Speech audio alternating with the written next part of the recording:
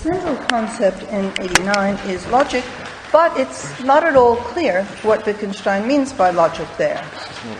If we look ahead to section 92, where Wittgenstein refers to various questions as exemplifying what he means by logical investigations, it looks as if the paradigmatic logical investigations, which illustrate what he has in mind, involve questions as to the essence, the Wesen, of language, propositions, and thought. But looking back to section 89 itself, we find we have a very strikingly different sort of example. Of all the examples that Wittgenstein might have chosen, he takes Augustine's puzzlement about the nature of time. One might certainly take the question that Augustine is discussing, what is time, to be a metaphysical question. But it's not clear what exactly is meant by taking Augustine to be engaged in a kind of logical investigation when he asks that question. So one might wonder, is Wittgenstein simply identifying logic with metaphysics in general? One part of the response to that question should be, don't try to answer it too soon. What we should understand by the term logic, when Wittgenstein speaks in these sections about our conception of logic and about logical investigations, well, we should try to see what he means as something that becomes clear within the course of the discussion itself. We should not expect to start off with a setting out of what he means by logic. A second part of the response to the question is that so far as there are two distinct types of answer to the question what Wittgenstein means by logic, both types of answer need to be incorporated into our understanding. And so let me put the two types of answer another way. Running through the 45 sections that we're on, running through those sections is the idea that logical investigations are concerned especially with questions like those formulated in section 92 about language, propositions, and thought and their relation to the world, but also running through the 45 sections is a somewhat different understanding of logic that's illustrated by the question raised by Augustine, what is time? And it's illustrated also by section 116, where Wittgenstein is explicitly concerned with philosophical uses of words in general, in metaphysical questions and metaphysical investigations, questions in which we try to grasp the essence or Wesen of something. And he speaks there of the contrast between the metaphysical use of words, which is the starting point of philosophizing, and their ordinary use. So one thing then that we have in section 89 itself, but also in the whole of the 9 sections which are assigned for this session 2 of our class, in the whole of these 9 sections, we've got two distinguishable understandings of logic as concerned with the nature of all things, and of logical investigations as paradigmatically expressed in the questions about language, propositions, and thought that are formulated in section 92. There's another thing that I would particularly want to note in connection with section 89. This is the idea that a particular conception of logic is already in play in shaping the very questions that we ask ourselves as philosophers. We will see in more detail what this conception of logic is and how it supposedly shapes the questions that we ask. But there is a very striking word that we should note right at the beginning of section 89. Wittgenstein says that we are, by the various considerations up to that point, he says that we are led to the question, in what sense is logic something sublime? And that very striking phraseology is echoed then in section 94, where Wittgenstein takes the remark, a proposition is a queer thing, to have in it in germ the subliming of our whole account. The image of subliming comes up again later in that same section. We are led, Wittgenstein says, to imagine propositional signs in a kind of purified, sublimed way. And the image is altered slightly, but it's present again in section 97, where Wittgenstein speaks of thought as turned into something with a queer nimbus, with the purity of crystal. This is again a sublimed conception of thought. So already in the first section of section 89, with the idea of logic as something sublime, we have one side of a fundamental contrast that runs through the next sections as well. The contrast, the second term of which is provided in section 97. The second term of the contrast is the humble and the ordinary, and so what we have is the contrast between the sublime, idealized, purified, and crystalline, contrasted with the humble and ordinary. And that's a very striking contrast. There's a very great deal that one might say about it, and so I'm going to invite Jim to say something about it. So there's two topics in what Cora was just talking about that, well, it's really one topic, but I want to sort of separate out two aspects of it somewhat artificially. I mention them both, say a little bit about the first, and then I think we'll postpone the second till we get a little bit further into these questions, but making clear that it's these remarks of Cora's that we just heard that I'd like to understand. So the two topics are first, just this claim of Wittgenstein's that what happens in philosophizing, and he's a very striking way of putting this, is that we sublime the object of our reflection. In this section in particular, he says we sublime logic. I take it that's one example. We sublime the proposition, or our conception of what a proposition is, what thought is, what a name is. Those are three examples we'll be seeing very soon. And I take it there are many others in Wittgenstein. What the inner is, what privacy is, what a sensation is, what expression is, and so on. Once we get what it is to grasp a rule, we get many examples later on in the investigations. And so the first topic is, what is that? The second topic that then comes with that is, what's the other side of the implicit contrast here? Cora tried to say something about that briefly. She suggested we have a contrast here between something like the sublime, the ideal or idealized, the purified or pure, the crystalline, the rock hard, and something which Wittgenstein will use words for, like the humble, the everyday, the ordinary. We'll also get words like platitude, truism, banal. How do we understand that contrast? And how are the two terms in that contrast related to each other? Are they just opposites? And one thing we'll talk about, I think, a little bit later today is different conceptions of that contrast. Something like Russell's conception of that contrast, as opposed to the Tractatus's conception of how to understand that contrast. They're rather different, but they're both under criticism at the same time here. One is more in the foreground than the other in different sections. So he's trying to criticize a number of very different conceptions of these matters at once. And so if one too specific about this, one underestimates, as it were, the scope of the criticism, I think. So that's topic for later. I'll just talk about the first topic now. So the first topic is just this very idea of subliming.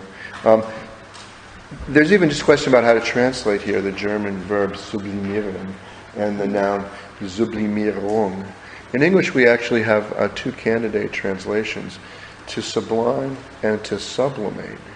We actually, I think we have two English verbs, it turns out here, and two nouns then, a subliming and a sublimation, and two participles, sublimed and sublimated, logic and so forth. And Baker and Hacker say in their commentary, and I think this is very astute of them, that really the German is kind of working between these and sometimes veering more towards the other, one than the other. So that if we just kind of opt for a systematic choice in English, we're actually obscuring one dimension of the discussion of what Wittgenstein has in mind here. So this is one of the many cases in which a language having two words where one has one. You might think greater philosophical precision isn't always an advantage. In philosophy, sometimes you want the wider semantic field, and we don't quite have one English word, I think, that spreads quite the way the German does here. I know David Wittgenstein likes sublimated better as a translation here. I think there are things to be said for sublimed as well. And as I said, I think actually one term is slightly more apt than another at certain points. I'll just, for purposes of simplicity, opt for sublime, subliming, sublime, but you should try to look at different sections and hear it each way, depending upon. And maybe if you want, we could talk about what the different slight differences and nuance are in those choices of translation.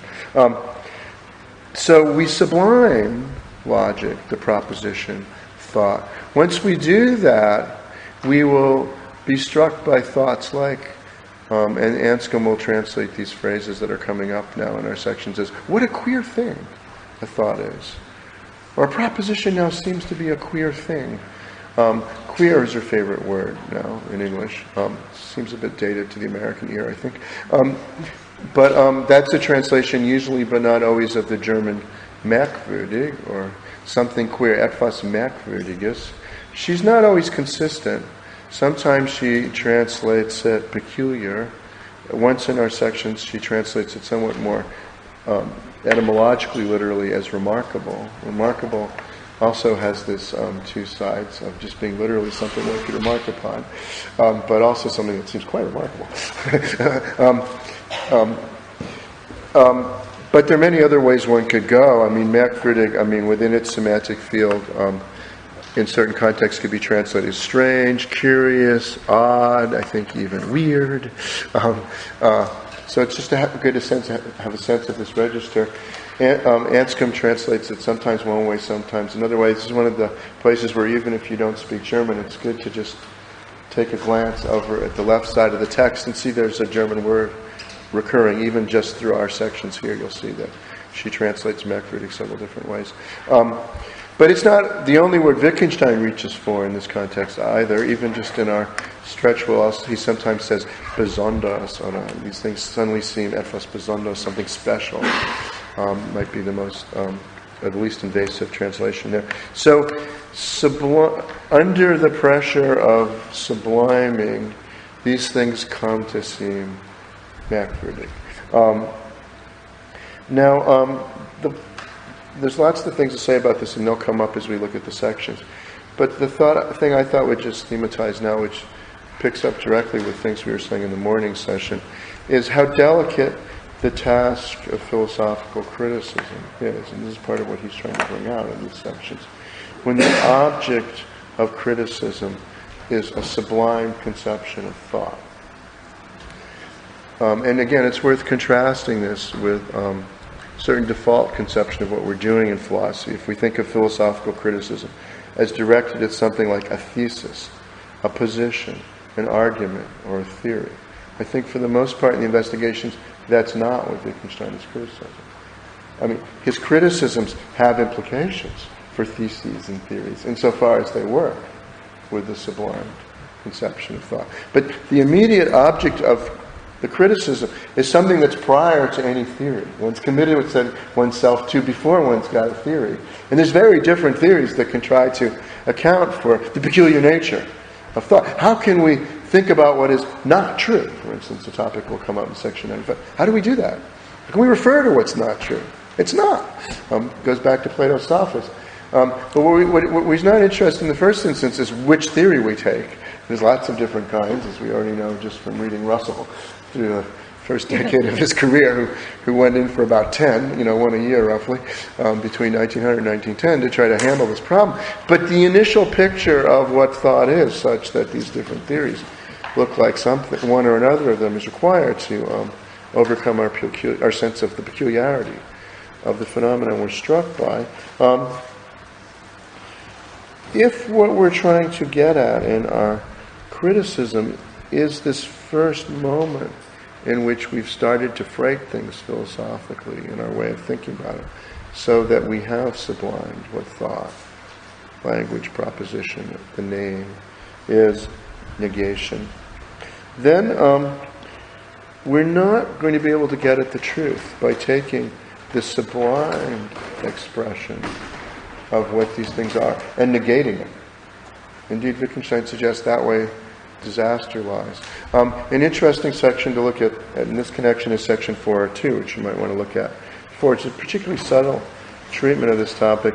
He says what happens to us is we come to the point in which it seems to us as if the form of the expression we come out with when we try to say something about, in this case, thought, in that case, relationship between thought and reality, as if the form of the expression we're saying something false, even when the proposition, faute de mieux, asserted something true. For this is what disputes between, for instance, idealists, solipsists, and realists come to look like in philosophy. The one party attacks the normal form of expression as if they were attacking a statement. The others defend it as if they were stating facts recognized by every reasonable being. They want a fact or something stronger than the thing that's captured and the thing we have to get out of the sublimated expression. And then it looks like something you could disagree with. And people do, because it now seems dogmatic and it seems to claim too much. And so you get the pendulum swing, the oscillation of theses that already Kant was worried about in philosophy. So it looks like here, when the fundamental target of philosophical criticism is this sublime way of looking at something that Cora was just talking about, then the task of philosophical criticism involves a kind of delicacy in which it seems like Wittgenstein wants to say, well, in a way, what you say is fine, but the way you want to mean it is not.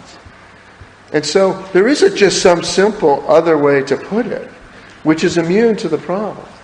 We have to come to see what the source of the pressure is that makes us even, in a sense, come to be determined to represent what the most banal or truistic of sentences say in a way that leads to philosophical understanding. And there are many moments in which this is happening elsewhere in the book. I'll just point at two that I like, just so we have some examples of this that we can have in mind as we're reading Wittgenstein's discussion. So one in the rule-following sessions, in section 195, we have an interlocutor saying, but I don't mean that what I do now, in grasping a sense, determines the future causally and as a matter of experience, but that in a queer way, the use itself is in some sense present in what I'm doing when I say +2 right now. It's a matter of experience in a queer way. The use itself is in some way already present in what I say now. And then the voice that responds to this, and the text says, but of course it is, in some sense. Really, the only thing wrong with what you say is the expression in a queer way. So we have a voice here expressing what's called the Platonist thesis about rule following. The future use is somehow, in some sense, present. And Wittgenstein doesn't seem to want to reject it. This interlocutor helpfully brings out something of the atmosphere of the way in which the Platonist wants to say this by saying, but it's so queer that this can happen. And what Wittgenstein says here, or this voice responding to the interlocutor says here, what you say is fine, except the in a queer way. But what it is to overcome the impression that's in a queer way is not just to drop the words in a queer way. It's a bad picture of a Wittgensteinian therapy, I think, to say, oh, this seems really queer to you. Chill out, it's okay. It's all right, just say that. Call it, the California reading of Wittgensteinian therapy, It's making you really anxious, but you just need to chill. No, that's not going to be a way. We have to come to understand why it seems queer to us. To achieve the ordinary requires a return to the ordinary, which is not easy, Wittgenstein thinks. To come to recover these things, they no longer seem queer. That's part of the task here.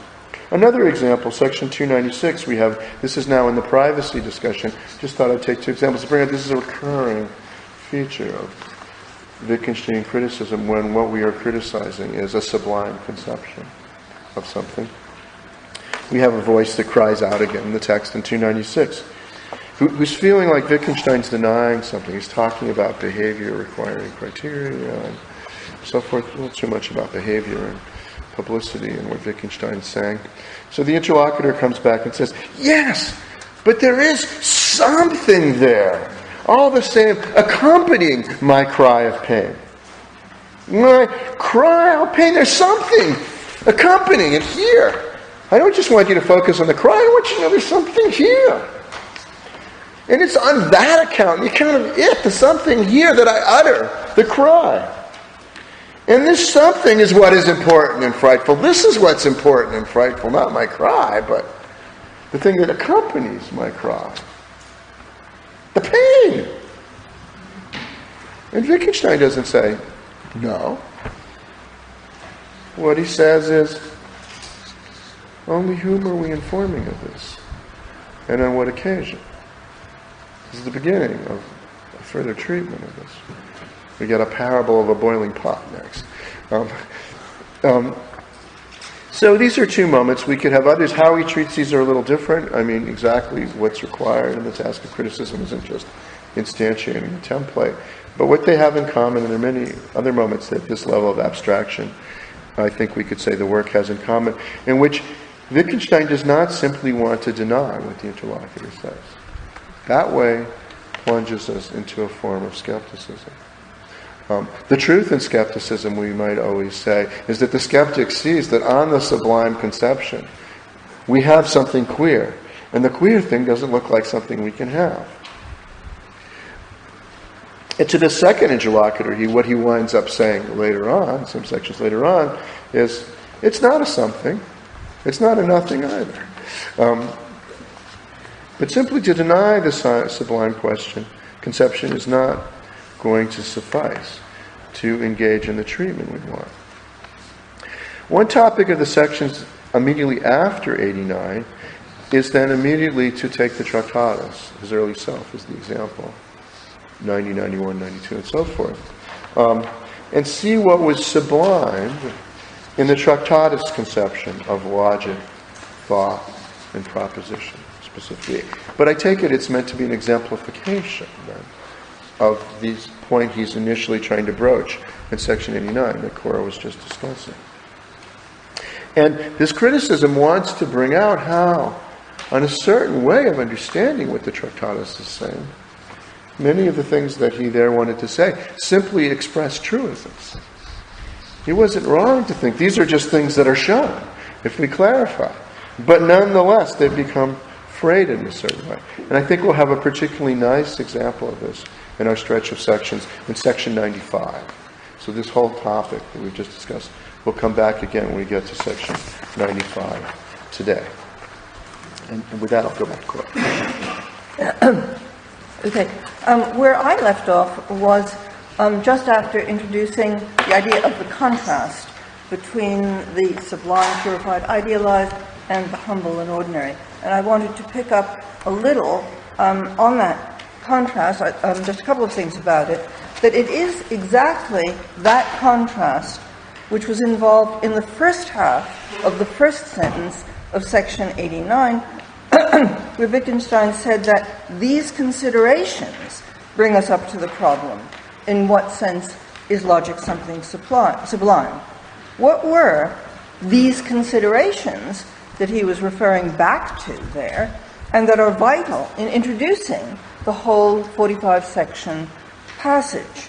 Well, he had in the earlier sections in the 80s, he had been discussing what it is for a rule to determine what should be done, and he has developed the contrast there between a kind of idealized, purified, sublimed conception of determination by a rule, and what you might call a humble conception of what it is for the rule to leave no doubt about what a person is supposed to do in applying it in some case. And he had also, in the 80s, been discussing the philosophical idea of formulating with exactitude or precision something that allegedly we had understood only in a rough or vague way. So I wanted to connect this idea of the contrast between the humble and ordinary and the purified and sublimed, which comes up in 89, or one half of it comes up in 89. I wanted to say that is very directly connected with what he's referring back to as these considerations right at the beginning. The other thing I wanted to mention and to say a bit more about is the image of logic as something sublime, the idea of a kind of subliming that is present in our philosophical approach to logic, and the way this had come up in the investigations actually somewhat earlier, at section 38, where Wittgenstein is discussing names and the relation between a name and the thing it names. In that section, he drew attention to some differences between the way names are used and the way the words this and that are used. And then he says that, strangely enough, the word this has been called the only genuine name, so that our ordinary names no longer count as real names. They're only names in a much more limited sense. So you can see the process of subliming going on there. He's referring there, apparently, to Russell. Russell had said that it was very difficult to give any case of a name that was really a name in the strict logical sense of the word, and that the only words that really are used as names in the logical sense are words like this and that.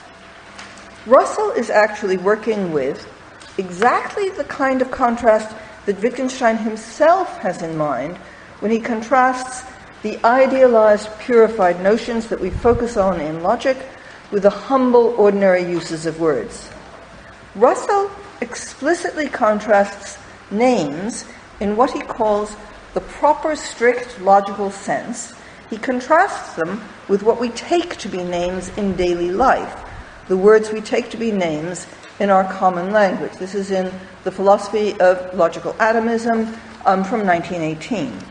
Anyway, what is interesting there is that Russell, this is back in 1918, and Wittgenstein in the investigations are making use of the same contrast, but in two opposite sorts of ways. Russell takes philosophy to be committed to starting from things that in ordinary life might seem unexceptionable and obvious, and moving on from there to bringing out how vague and imprecise those ordinary ideas are. And then, allegedly, what the philosopher needs to do is to set aside those apparently obvious ideas and get to something that is genuinely precise and clear and definite, something that was involved, though we did not realize it, in the vague thing that we started off from. The vague thing was a sort of shadow of the real truth that we are now after as philosophers. This Russellian conception is particularly clearly evoked, actually. I've suggested it's in 38, section 38, but it seems to me also evoked in section 88 of the investigations, right before our 45 sections.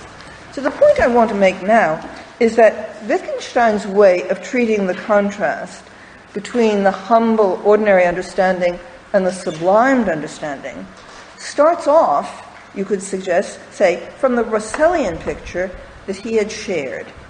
Wittgenstein suggests that this contrast can be profoundly misleading for us in doing philosophy.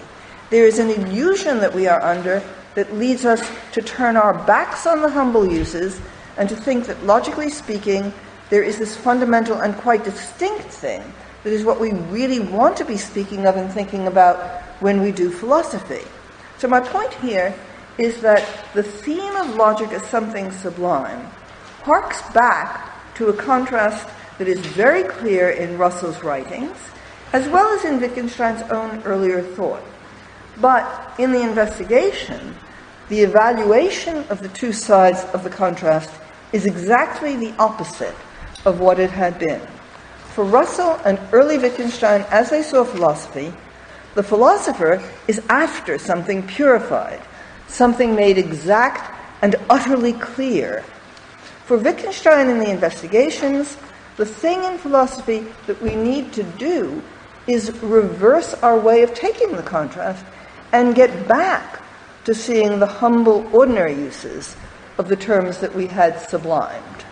So here I'm going to turn over to Jim. Thank you. So the topic Cora has just been discussing is how to understand this central contrast, which I think is the first thing thematized in our sections, in sections 89 and on.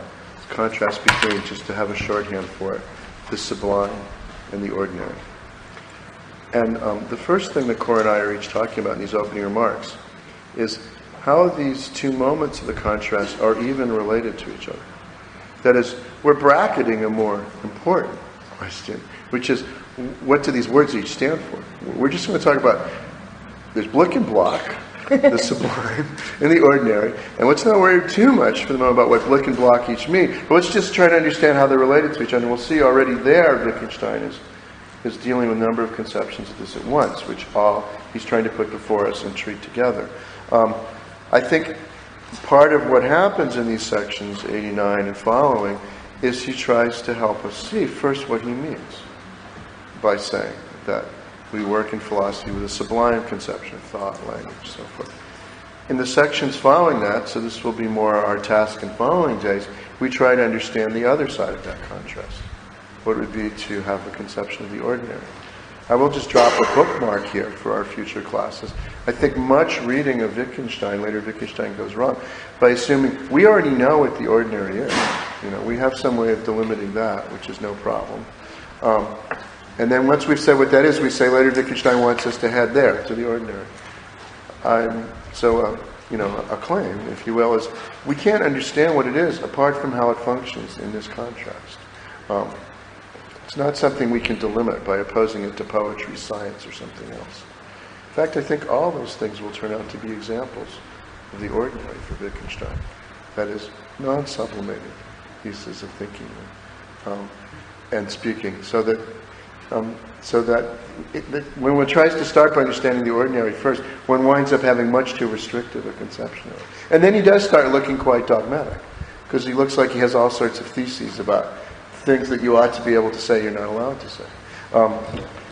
That's just a bookmark. So back to our topic, the contrast between the sublime and the ordinary. How are the terms related to each other? How are they entangled in each other? How close or far are they? And so let's distinguish here between two conceptions. I'll call the Russellian conception and the Tractarian conception. The Tractarian conception has already evolved as a rejection of the Russellian conception, and a rejection of certain ideas also in Frege. I think he thinks that Frege has something more like a tension between the Russellian conception and the one he opts for instead of the Tractatus. So the criticism of these three figures and how they're related to the sections then becomes quite complicated. Cora was pointing out that in section 88, we do have something that looks very much like his Russell on his mind, the sections before, and the Russellian conception. I'm going to be suggesting soon that we turn to 90 and on. The Tractarian conception is also coming in as a target of his criticism. They're both related in their most crucial features of their understanding of the contrast, but we will miss the depth at which the criticism's pitched unless we see that the contrast is a generic one he's working with here that admits of these, as it were, different specifications in its conception, among them the Russellian and the Tractarian. So let's say a little bit more about the Russellian to bring out the contrast with the Tractarian. There's another passage in Philosophy of Logical Atomism where Russell's kind of, in his mischievous way, kind of almost overstating his point to get it clear, where he looks at what happens in modern physics as a model for philosophy. What's happened in modern physics? Well, we used to think that matter was solid and, homogeneously, continuous in its nature. Modern physics has shown us it's mostly empty space with little particles at a great distance. We used to think things could happen at the same time. Modern physics has showed us there's no such thing as absolute simultaneity. He gives various examples like this. But the point is, what happens? We start with ways of thinking that make perfect sense to us. And as we learn about the real nature of things, we arrive at conceptions that seem very strange and bizarre to us. But that's the actual truth. And he suggests something like this should be happening in philosophy too, if we're doing it right. We start with certain notions that seem to us quite unexceptionable. But then if we really clarify what a proposition is, what truth is, there are certain aspects that will seem quite strange to us. But this is a sign of our really getting clear and getting precise about what these notions are. And in getting them logically precise, also winding up with a way of thinking that will seem peculiar by ordinary lights. That's all right. This is what progress looks like. The sciences have done it, and we want a scientific method in philosophy. So as Cora was describing it, Russell does have a procedure. Our point of departure is one in which we start from the things in ordinary life that might seem unexceptional and obvious. We try to understand them. In ordinary life, if we look at what we mean by these things in the light of the standards that a strict logical form of philosophizing introduced, we come to see how vague and imprecise those ordinary ideas are. And then what the philosopher needs to do is to get at something that's genuinely precise and clear and definite. And for Russell, that means that the thing we're after in philosophy, on the one hand, was already involved, though in a certain way we didn't realize it, in the vague thing we started off with. But the vague thing is, as Cora, I thought, very nicely put it, also echoing certain things Wittgenstein says, a shadow of the real truth that we're after. And it seems like we need, in a certain way, to do something that feels like a journey away from the everyday to reach that precise thing, which will strike us as strange. Describing the Russellian conception of the relation between the ordinary and the sublime conception, the philosophically proper, Russell would say, conception of things in that way, then, and this is what Cora was just bringing out, it can look like what Wittgenstein, the Investigations, is trying to do, is execute a kind of reverse direction of motion. That is, from our attachment to something like a 1918 Lectures on Logical Atomism, Russellian sublime conception of the order of things, to an unsublimed, humble, everyday conception. So it looks like it's just moving in the opposite direction. If you have something like Russell as your conception, something like that will work. I don't think the idea of a movement in the other direction works so easily if the contrast is something like the Tractarian conception, which is also, I think we'll see in a moment, under criticism. The relation between later Wittgenstein and early Wittgenstein with respect to our contrast between the sublime, idealized, purified, crystalline on the one hand, the humble, the everyday, the ordinary, Wittgenstein will also say the colloquial, umgangssprachliche, on the other, is here much more delicate than that between later Wittgenstein and Russell. But the criticism is no less deep for that, I think. For the author of the Tractatus will say in 5.5563, a section the author of Investigations will draw our attention to in a moment. He will say there that ordinary language is already in perfect logical order as it is. It's not vague. The goal of philosophical clarification is not to introduce precision in something that's imprecise. We could even say, borrowing another slogan from the Investigations, it's to allow us to command a perspicuous overview of the kind of precision that is already there. That's what a notation is supposed to do. So early Wittgenstein is interested in logical notation as early as Russell and Frege are, but he's not an ideal language theorist. The point of the notation is to reveal the underlying hidden crystalline purity that's already there, not to introduce purity into something that's impure, precision into something that's imprecise. Here, the conception of the notation is more allowing us to see through, underneath something that's hidden from us. This will become a topic immediately at the beginning of section 90, as we'll see. The crystalline for early Wittgenstein is already in the humble.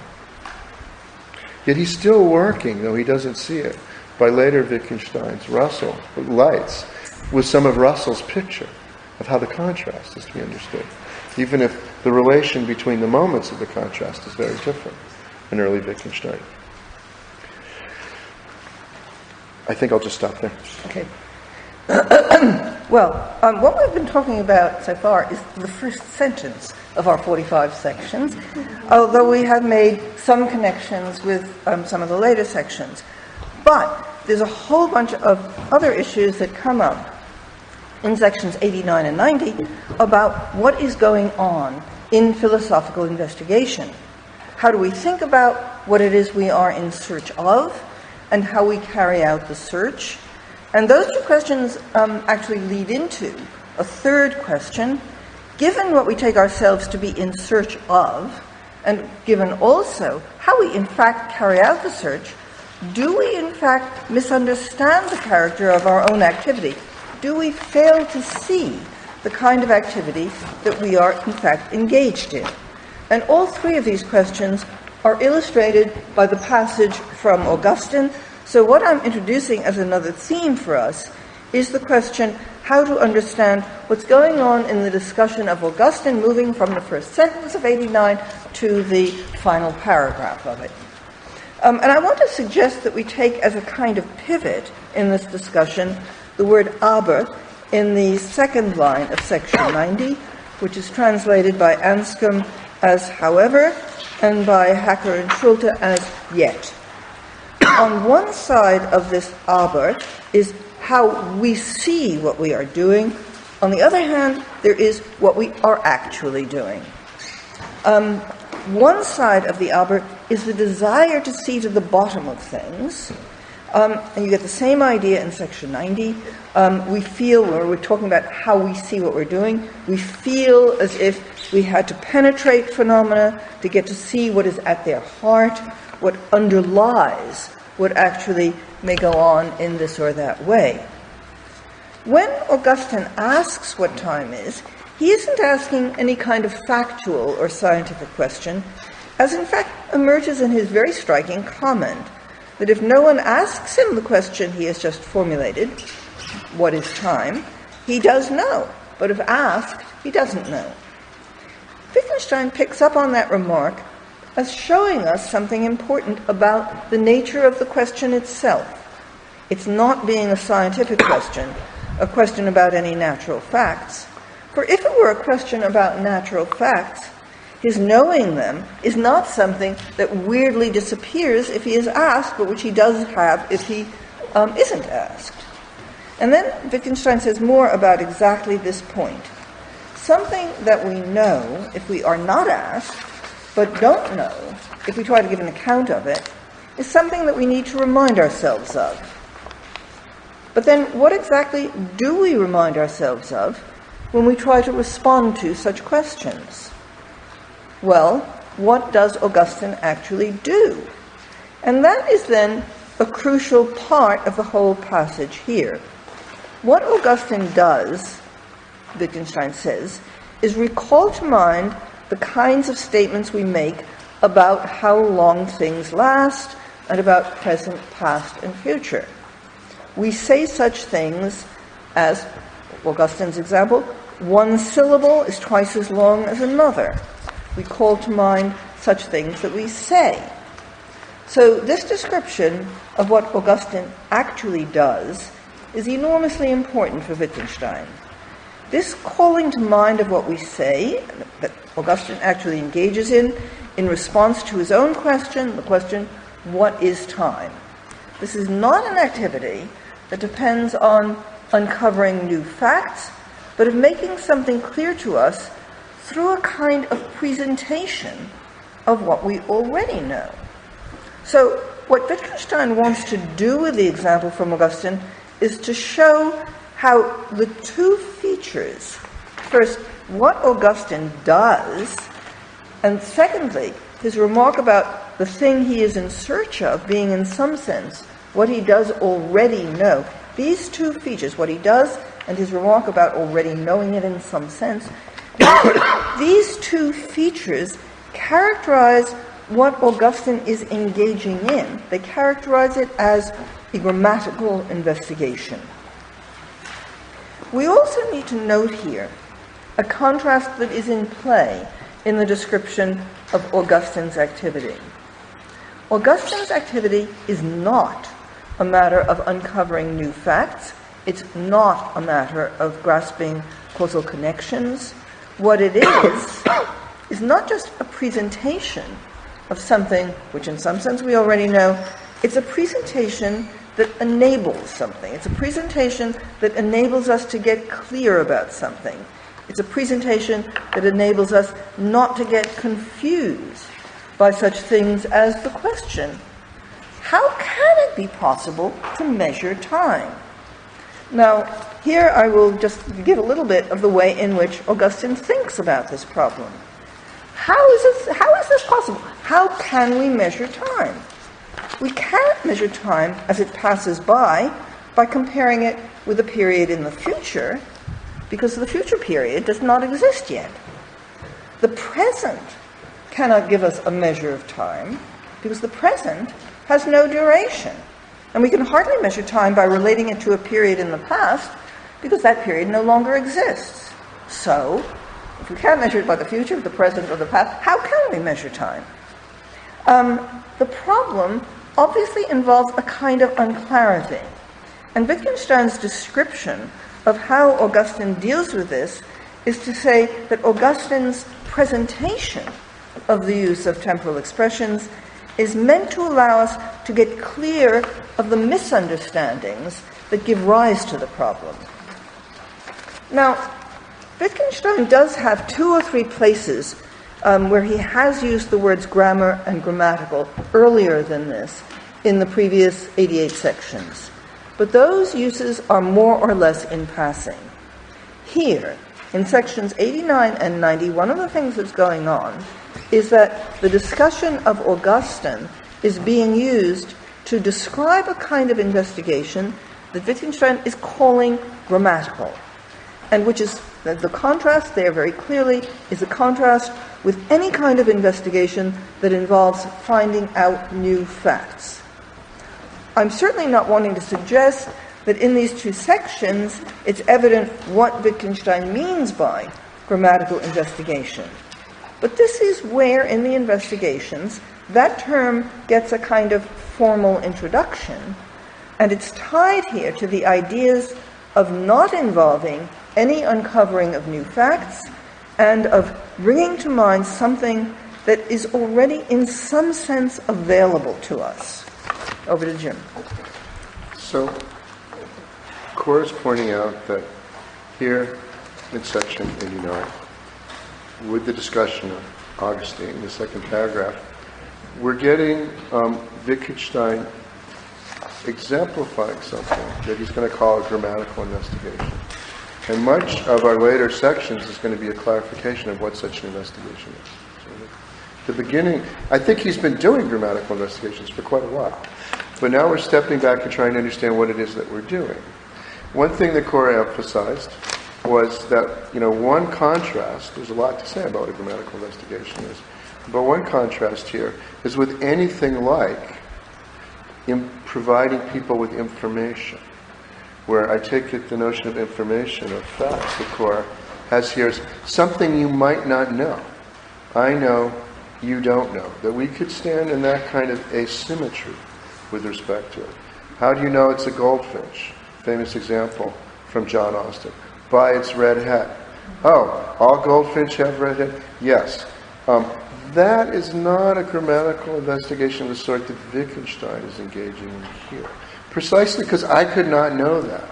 The kinds of concepts that Wittgenstein is investigating are not concepts like M16 rifle, Japanese beetle, American eagle, where I might be able to tell one, but you couldn't.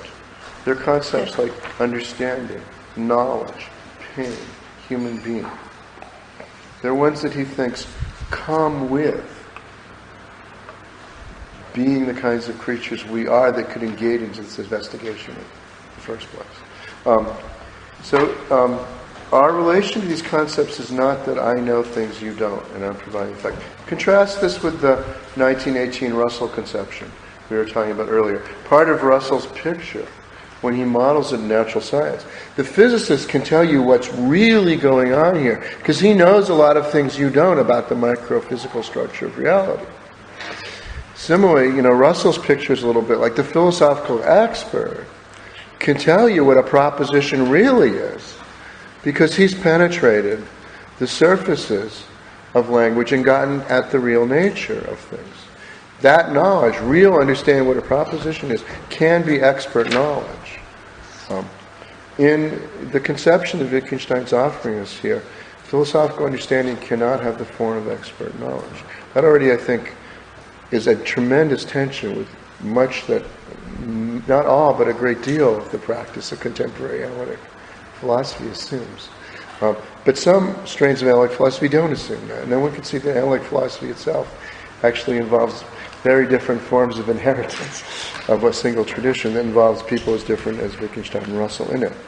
So this involves another aspect of a grammatical investigation that Cora mentioned, that what we're trying to bring it to mind, this echoes certain things one has in the early Socratic dialogues, is something that we have to remind ourselves of, we have to recollect, we have to call back to etwas, worauf man sich besinnen muss. Not so easy to translate that, because we want the activity of we need to work to do it, but then bring it to mind. It has to come to mind, but what comes to mind is not just alien. So it's a struggle to bring into view something which in one sense we cannot help but know. But when we ask ourselves these questions, we are very unclear about them, and so it's hard to step back and get clear about what these things we cannot help but know. There's a tremendous delicacy and difficulty and paradoxicality to what Wittgenstein's saying here, if we try to assimilate, I think, to certain models of what philosophy does.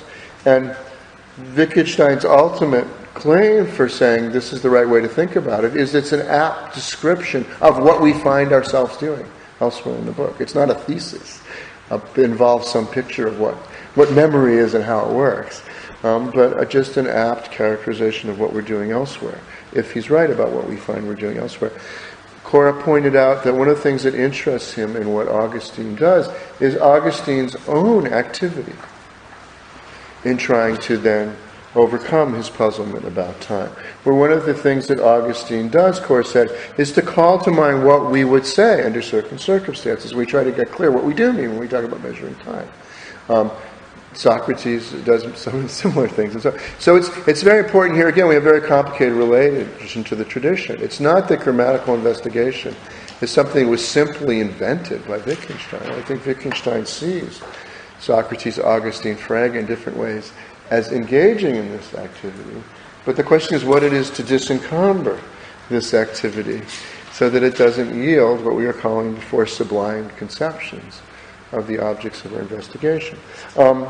What we call to mind what it is that we would say. Later on, we get to some later sections, we might think about who that we is, too. If that we is something we can pick out independently of this investigation, we late Europeans or we blah blah speakers of it, I think we've gone wrong in our way of trying to understand what the scope of that we is. So, now I'm going to go from here to, and just so we feel like we're making progress, and push into section 90, where Cora pointed out one thing in that first sentence, the but. I want to point out something else in that first sentence. The description, and I take this first sentence to be a description of how things appear to us if we're not working with the conception of grammatical investigation that Wittgenstein ultimately wants to give us. That is, we're working with the sublimated conception of philosophical investigation he's just described in section 89. Then, what we feel we must do in our investigation is, Anscombe translates this as penetrate phenomenon. The German word there is durchschauen. It's not so easy to translate this, I think. I have some sympathy with the choice Anscombe made in her translation. Durchschauen means to see through. I mean, a colloquial use of durchschauen, you could see through a con man's trick. You know, you can see through somebody in both languages. Durchschauen. So there is something to the penetrate. We must get to the other side of something that appears hidden on this conception of what the investigation is that he's trying to give expression to for moment. But there's also a visual dimension to it. That is, it is through our having the right view of things, commanding the right gaze of things, that we see through. We don't just penetrate, we penetrate by seeing things correctly. That's what's missing in the Anscombe translation. The Hacker-Schulte translation tries to get the visual dimension of this, but I think at the cost of what Anscombe had right. They translate this, we feel as if we had to see right into phenomena, But I think that misses the important dimension of there being something occluded from view that we need to get past. What we need to get at is the heart of things, and the heart of things are hidden at us. So we need to see what underlies, what might actually go on in things being this or that way. I'm now echoing things that Cora said.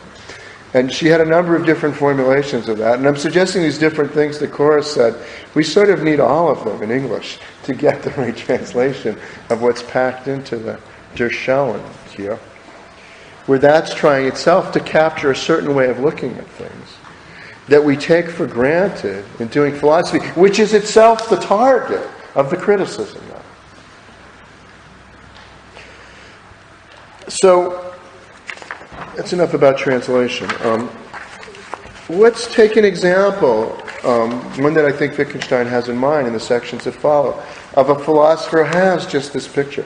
He doesn't think it's a thesis. He doesn't think he's argued for it. He doesn't think he needs to. He thinks it's just obvious. Indeed, all we have to do is translate a sentence into logical notation, see how it allows us to get clear about what we wanted to say, and we see that this description must be true. That philosopher is the Tractatus. I'll quote 4.002, where he's saying something, but I'm suggesting he doesn't take what he's saying here to be a thesis, but just something obvious. What he says is, language disguises thought. So that from the external form of the clothes, one cannot infer the form, this means the real logical form, the real grammatical form, of the thought they clothe. Because the external form of the clothes is constructed with quite another object than to let the form of the body be recognized. It means this metaphor quite seriously. When we wear sweaters in the winter, it's not so you can see the form of my body, it's so I can be warm. That's not the point of clothing. Isn't always, well, increasingly, especially in modern fashion, sometimes the point of clothing is to reveal the exact shape of the body, but it wasn't always, and maybe even less so in fin de siècle Vienna, from what I can tell of the women's dresses then. So similarly, the external form of clothing, he says in the Tractatus, is allow us to communicate efficiently for various purposes, not to gather the underlying structure. This is hidden. This is what we must be clear about in philosophy. So we need to pull something back that's hidden in the outer form of the clothing of the expression of thought to get at real similarities and differences, and also cases of mere emptiness in thought that we don't recognize because we have clothing and we don't realize it's just on a mannequin, not on a person, in this case, in a mere simulacrum of a thought. So we have a metaphor of clothing and body here, being employed to illustrate the relation between apparent outward form of thought and language, that which is open to plain view, which actually will mislead us on this conception, what's open to plain view, and the real underlying hidden inner form, which must be excavated, brought to light, dug out by the philosopher in order for him to see what's really going on. Even though early Wittgenstein, like Russell, thinks it's already there, you still have to penetrate, see through something to get to it.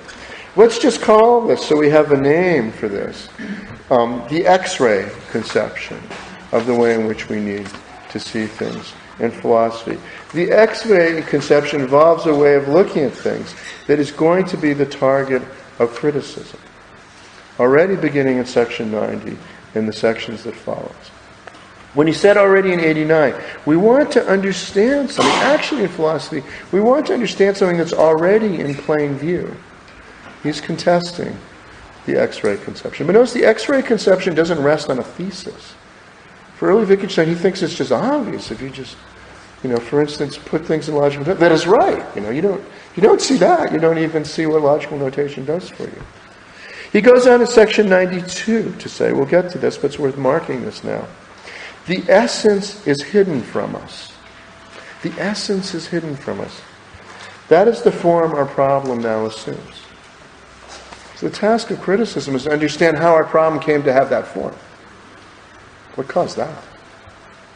And later on, section 126, we'll only be discussing a whole bunch later, he says, in a very famous passage, what is hidden is of no interest to us. But that is connected to this way of thinking of things that he's here trying to bring out. Back to Cora. Okay. Well, I actually, in my notes, I only mentioned one other topic that I thought I really had to mention, if I was allegedly dealing with 89 to 97. But there is, I thought, an enormously important topic that surfaces in these sections in 90 and 91, and this is the role of analysis in philosophy, which, after all, gives its name to analytic philosophy. Anyway, I think it is very striking how the topic comes up within section 90 as a case of how grammatical investigation can be helpful in philosophy. Grammatical investigation, Wittgenstein has just said, clears up misunderstandings concerning the use of words, and it can do this by calling to mind what sorts of things we can say. So we might have as an example of a problem to set alongside the problem that I actually spelled out, Augustine's problem about how on earth do we manage to measure time, this Russell's problem, a problem that sets philosophy going, about George IV, a very famous philosophical problem, which starts off by Russell saying that if A is identical with B, whatever is true of A is true of B. Now, Sir Walter Scott and the author of Waverley were one and the same person. That's to say, Scott, A, author of Waverley, B, A and B are identical. Scott is identical with the author of Waverley. Now, here's something that's true of Scott and Waverley. George IV wanted to know whether Scott was the author of Waverley. So, if whatever is true of the author of Waverley is true of Scott, and the king wanted to know if Scott was the author of Waverley, it looks as if it must be true also that the king wanted to know if Scott was Scott. But that's ridiculous. Here, there's a kind of misunderstanding that comes from not seeing difference in the ways different sorts of terms are used. The way the word Scott is used is different from the way in which phrases like the author of Waverley are used. So if you set out the use of such phrases, this can be a little like taking something apart, in that we see different elements in the use of the author of Waverley. So Wittgenstein in section 90 is referring to philosophical analysis as it has been practiced, and he's connecting it with his own description of grammatical investigation. Classical philosophical analysis, like Russell's famous account of the author of Waverley and similar phrases, can be regarded as a case of grammatical investigation in Wittgenstein's sense, in that it shows differences in the ways words are used. But again, what Wittgenstein is saying here is akin to what he said about Augustine. Augustine did not take himself to be engaging in grammatical investigation, but the argument given by Wittgenstein was that that's how you can describe what Augustine was doing. And again, when Wittgenstein talks about philosophical analysis as being a case of grammatical investigation, this again is a description that does not correspond to the self-understanding of Russell or early Wittgenstein or others who were doing what they thought of as philosophical analysis. So in this passage, in which the notion of grammatical investigation gets its formal introduction, it's clear that one important feature of grammatical investigation is that it may be useful and appropriate to describe what someone is doing as grammatical investigation, even though that wouldn't be the way in which the person himself or herself would think of describing what they were doing. Over to Jim. So I think what we're seeing here, among other things, is that Cora and I really love sections 89 to 90. I have a lot to say about it. I don't think we should be too slavish to our schedule. We originally had thought we would somehow get through 97 and then talk about 97 to 101 after lunch. I think we should change our plan so we can have some discussion. I think our topic for lunch is 90 to 101. We each have some more things to say about 90, 91, especially 95. But I think we should just push those to lunch. we misbudgeted this part. I think it's partly because we wanted to have a whole bunch of sections at the beginning, so we didn't start too slow, and then we have a little too much on our plate, I think, for this first session. So this will probably happen again, and we will reapportion which sections we're discussing when. But I think I'm just not going to say anything else, and let. So, will there be more? We promise more time for discussion this afternoon and the days to come as we get our momentum. But I'd like to hear other people's voices already now. If anybody would like to object, comment, agree, disagree, change the subject. Do you want to give be your our name? moderator? Should I? Yeah, Yes, sure, I think sure. I appoint Fulker as moderator. Yeah. So remember to say your name and university. I'm Daniel. I'm from Berkeley. Say your whole name. Daniel Sharp, That's how it's done. California, Berkeley. So I had a question about how to read the first sentence of 90 through this sort of mediator of however, rather, other. So it seems like one reading there is there's something that we feel is a temptation to see through phenomenon, and then on the other side of it, there's the kind of investigation we might want to do instead. But I'm a bit unclear about who's speaking in this section, this particular contrast. So Wittgenstein says, rather, as one might say, towards the possibilities in scare quote, and then says in the next sentence, what that means is we call to mind the kinds of statements that we make about phenomena. So I know there's certain readings of these passages that put a lot of weight on what we do is get at the possibilities of phenomena. But it seems like, at least on one reading, the next sentence is negating or giving a rather different characterization than this sort of possibilities, Kantian-sounding caricature. So I was wondering how to understand the contrast there between, on the one hand, seeing through phenomenon, and then on the other hand, looking at the possibilities of those phenomenon in question, and to what extent that is linked to this idea of grammar that we've sort of mentioned. Well, I'll go first since I see Cora hesitating. I'm trying to get the into this. I do read it like this. I'll just sort of dogmatically throw something out. People can disagree. I take it, we feel as if we had to penetrate phenomena is a shorthand characterization of the conception we have in the first part of 89 that goes also with the conception of subliming. And then I am taking it that, so that we have this first bit, es ist uns als müssen wir die Erscheinungen durchschauen. But then he says, unsere Untersuchung, aber, I'm taking that aber to then, but it's complicated, to give us a characterization or investigation which does fit what we're doing in this book and what we're doing later. But it doesn't only fit that, and that's why it's complicated. And indeed, one person that fits is Augustine, who we just had. But this also goes with my point that grammatical investigation is not being invented by Wittgenstein, but it's a feature of philosophical exploration that is being liberated from a certain way of doing it that takes the sublimated point of departure and doesn't lose it. So I am taking what he says next to inter alia be a characterization of what we do in philosophy, we who are doing the way we do it here. And as we will try to continue to characterize in the following sections.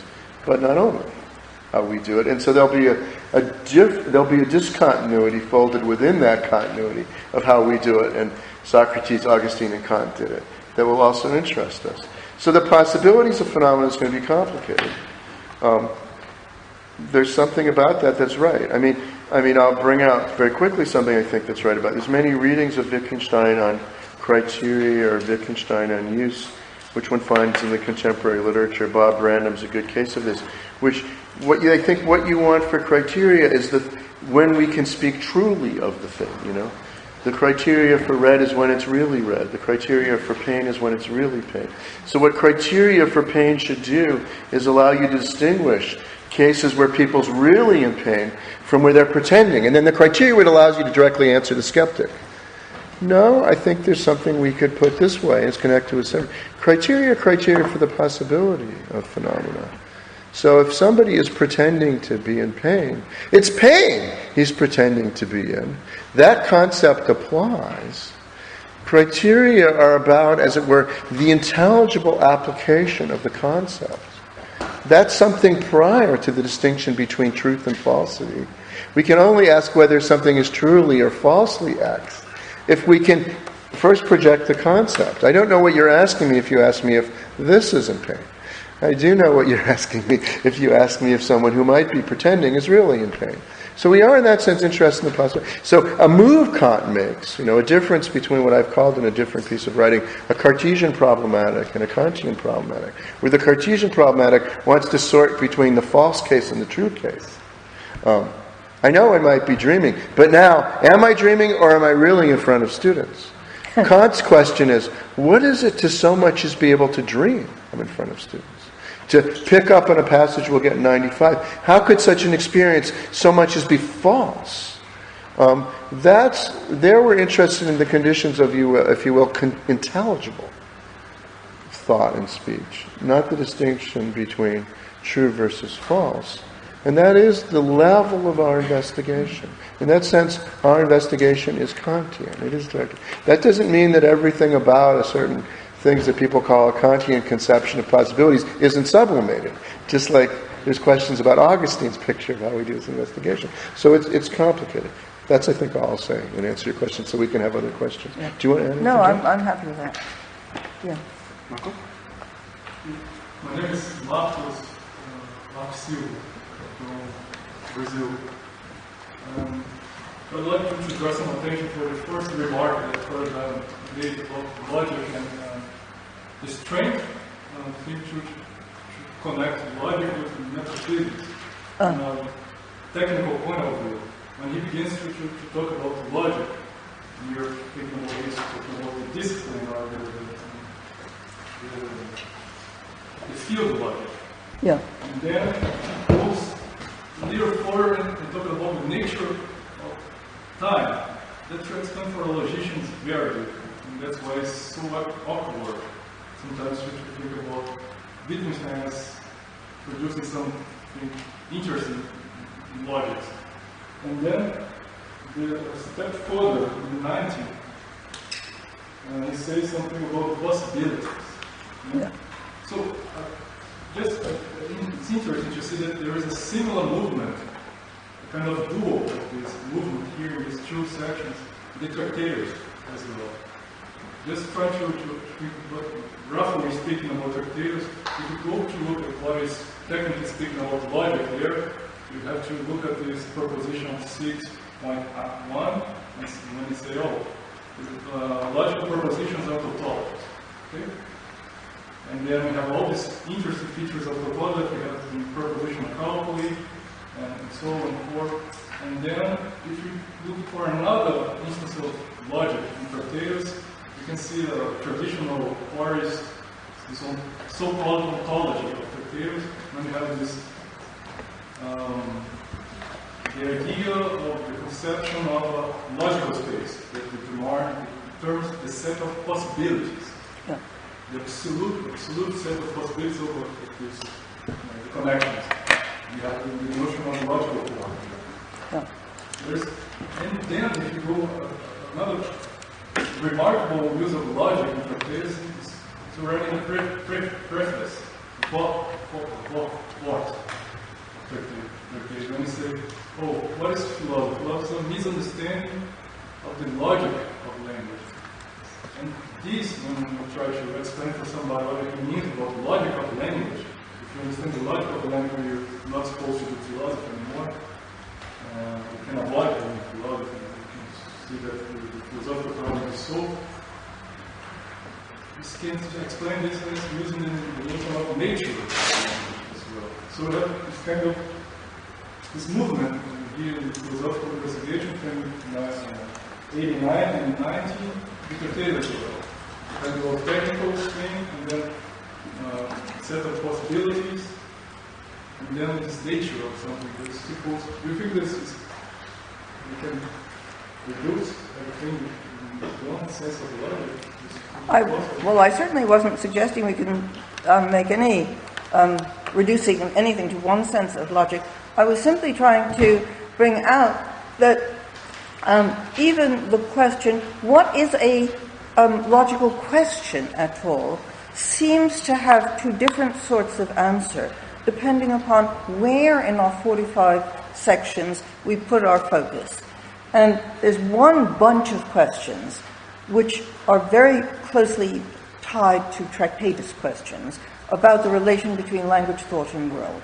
And certainly also that those questions are connected with possibilities, in the ways in which the possibilities of the world, as one might say, reading the Tractatus, the possibilities of the world are supposed in some sense to match the possibilities of language. But these are all questions that have to do with language, thought, and world.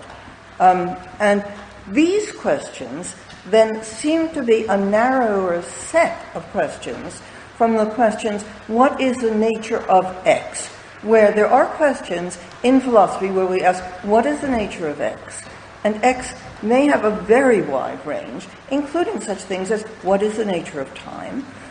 What is the nature of normativity, to take a present-day question, where we're not focusing specifically on the ones that seem to be at the heart of early analytic philosophy of language, thought, and world, which certainly seem to be the focus in some sections of 89 to 133, whereas you also have these very, very much more general questions. I was just trying to bring out that you have two very different focuses in these two different ways of talking about the questions with which we are apparently concerned. I hope that's I think a little historical perspective might be helpful here, too. I mean, you're saying the way that logic is being spoken of here seems very peculiar to a logician. But I think the truth is they only seem peculiar to a 20th century logician. And especially, the longer you go in the 20th century, they seem peculiar. I mean, if you read Aristotle on logic, when he wants to tell you what the principle of non-contradiction is, it has three different variants. It's a principle that governs thought. It's a principle that governs the mind and what can be in a mind at once, about the structure of consciousness. And it's a principle that governs what is. Which things can, be compatible predicates of the nature of a thing. And it's all of those things at once. That's what logic is. And up to roughly Leibniz and Wolff in the German tradition, the history of philosophy, that's what logic was. It's the form of thought, the form of the consciousness of the thinker, and the form of being all at once. It's only with Kant that, how one form relates to another, so that maybe logic, and its relation to another topic, say metaphysics, could seem complicated, begins. Kant isn't just going to let us go from something that's the form of thinking to the form of being. So he wants to say Aristotelian syllogism gives us certain forms of things when we abstract from objects. But what it is to be related to objects, logic until now doesn't tell us that. But not because it's irrelevant to what he would call logic, because we now need to distinguish formal logic from transcendental logic. And so now logic in this richer, but also now narrowed Kantian tradition means something like, it doesn't just mean what a logician does. It means the forms of thought still. And Wittgenstein's teachers, Frege and Russell, still think about logic that way. When they are putting forward their logical systems, they are trying to codify what is the form of our thinking anyways. They're trying to bring out the structure of judgment. They don't think about it the way Kirchberg started to think about it and became more popular after that, where we can think first that we have some symbols and we put them together, and then we can interpret them and say it's a model of something. Now, what Frege is doing in Begriffsschrift and what Russell thought he was initially doing in Principia was bringing out. So thus in both these books there's a strict distinction between what you can write in ordinary sentences of German and English and what you write in the syllogism. Modus ponens, Frege says, is the basis of my system, so it cannot be expressed in it. And the reason we have the judgment stroke in Frege is because these are thoughts we must be thinking to grasp the system. So, but what you have in these figures that starts to happen is the idea that we can codify these forms. So they take the outer aspect of what the mathematician might call a calculus. And then we can see what's valid or not by formal rules. simply by manipulating the calculus. That's the beginning of a way of thinking about logic that can then be free from any philosophy about what the form of thought and logic is. But Wittgenstein, when he's criticizing the Tractatus, which inherits this conception of logic from Frege and Russell, says he wants to distinguish in the 30s between two conceptions of logic. What he calls logic is calculus, and logic is grammar. And the thing I think he's most interested in is what he calls logic is grammar, not logic is calculus.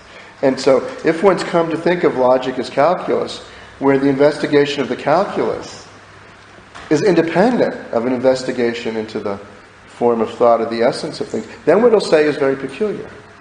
But I think he's very conscious here of trying to make this separation. Yeah. I'd like to add just one point to this about the historical side of the word logic, which is that having taught for 8 years in a Scottish university, I'm very aware of the way in which philosophy, as we understand the whole field of philosophy, was understood historically as divided into two departments in Scottish universities, logic and moral phil. The logic side was everything that wasn't the part of the practical side. And logic, just as it were, was the entirety of what we might now think of as metaphysics, epistemology, and what we would now call logic. So what's peculiar, this, from your point of view, this expansion of logic isn't something that Wittgenstein's just invented. Yeah. He's inheriting something. Is there this distinction about logic as a grammar and logic as a calculator already with the papers? Well, I think the point is the Tractatus thinks it's both at once. And the point, it's both, must have this truth functional character that can be expressed in notation, and it's the form of thought and language. And when the investigation starts to pull these apart, it's to leave room for the question whether something that has the form of a calculus can be adequate to our purposes in wanting to do a grammatical investigation. Very traceable, this distinction in the papers, do you think so? Well, I think both aspects in the Tractatus, but the distinction is a distinction which allows the things to come apart. And that's not in the Tractatus. I'm sorry, well, I have 6 proper names on my list, but it's only 1:15, and I think we have to stick to the schedule rather Can we strictly start with because those they're waiting 6? for lunch. Yeah. So I would just suggest to continue the discussion at 2:30, and I've got these 6 names on my list, and we should now try to get down to the Grüne Baum and continue.